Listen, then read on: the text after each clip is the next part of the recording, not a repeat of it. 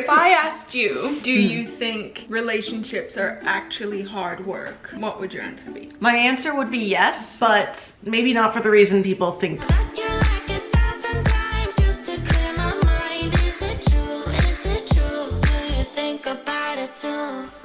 Hi everybody! Hi! Welcome back to our channel. If you're new here, this is actually my wife, not identical twin, even though we are dressed in the same shade of green. I will say you did decide your outfit first, but I put mine on first, so who's really the winner? Please discuss in the comments. We would love to know whose side you picked. Today we're going to be talking about if relationships are actually hard work. Had you asked me this question before this, I would have a totally different response than I'm going to have today. Before we jump in, we want to thank Squarespace for sponsoring today's video. Thank you so much. We'll get into it a little bit later. We want to talk about this because over social media, and to be honest, growing up throughout our lives, it's been like, oh, marriage is such hard work. Relationships are really hard work. Don't get into it unless you're not willing to put the work in. Or the exact opposite, which they're saying like, your relationship should be perfect. There should be no issues. You should never fight. You should never have any of this. So what is it? Does it depend on the people? Does it depend on the situation? That's what we're going to discuss. Well, we are experts after all, Holly. Well, we got 7 years. We're in our 8th year under our belt. That's a lot of notches in the belt. She's real tight. But full of love. Right. Bursting. Just bursting.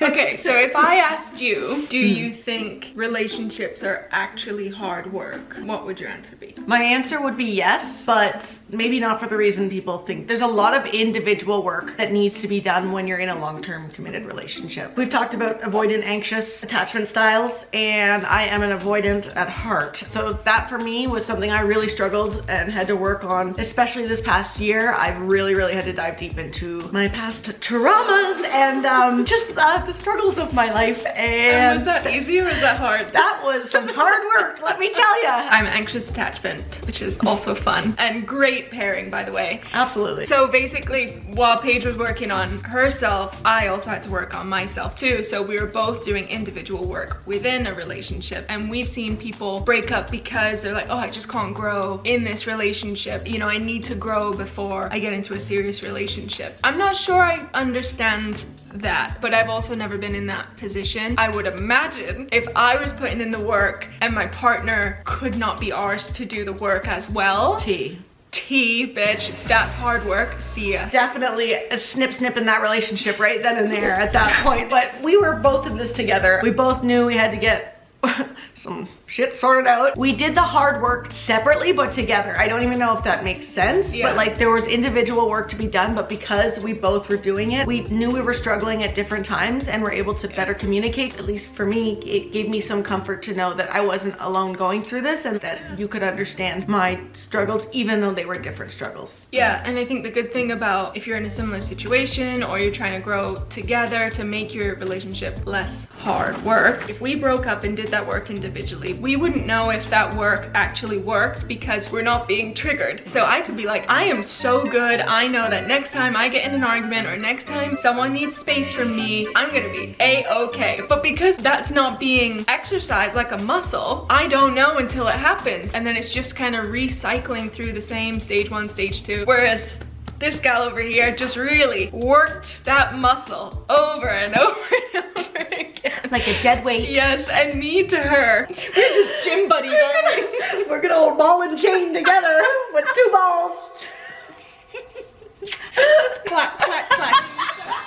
But yeah, safe to say that our hard work definitely came from the anxious avoidant type of trap, and things would have been just so much easier if Paige had shown up on our first date with a big shirt that said avoidant and I had anxious, and then we'd know exactly where we were from square one, wouldn't we? I think that's actually a genius idea because I think it would help a lot of other people like figure their shit out right away. Can you imagine how many steps that would just erase if everyone just wore the t-shirt on the date? I think it's genius and I think we should do merch. Do merch, but how? With Squarespace, of course, today's sponsor. Squarespace is a website building platform where you can build blogs, portfolios, and more.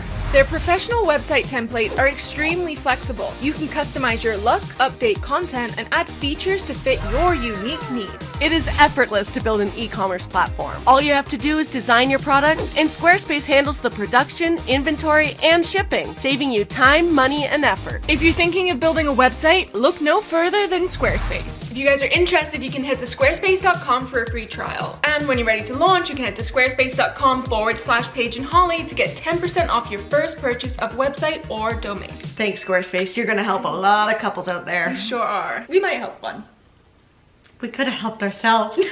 Okay, so we have established that relationships are or can have hard work within them. Do you feel like day to day it's hard work? No, I don't. And I think that is the key for people that feel like every day is a grind. Don't get me wrong, when we were doing the individual work and really just practicing a lot on each other, every day felt like hard work. It was not fun, it wasn't easy, lots of big chats all the time. And you know me, I'm a great communicator, so I loved those. I would hash anything out. I would do it no problem. And even I was exhausted.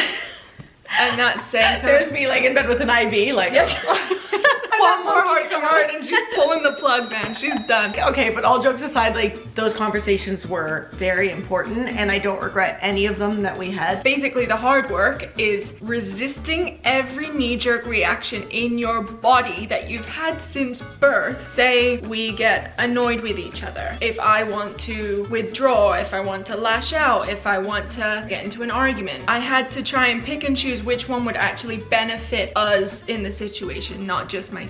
I love a snide comment every now and then. I'm confident enough in myself to say so. And sometimes in my bad days, the snide comment would just whoop, slip out, and I knew as soon as I said it, I shouldn't have done that. But then my pride went, well, she kind of deserved it.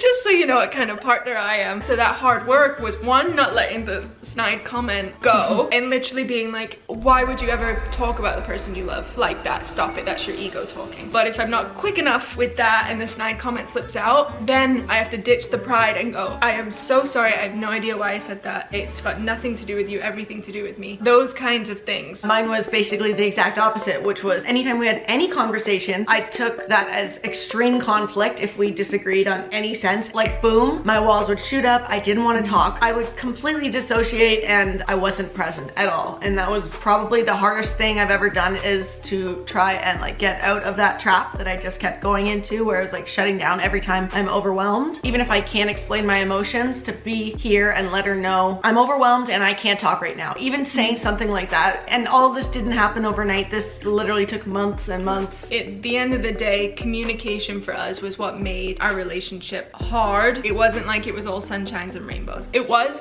for years, and then all of a sudden it was rain for years, and then well, probably a solid year where it was like, I'd say oh a good shit, year.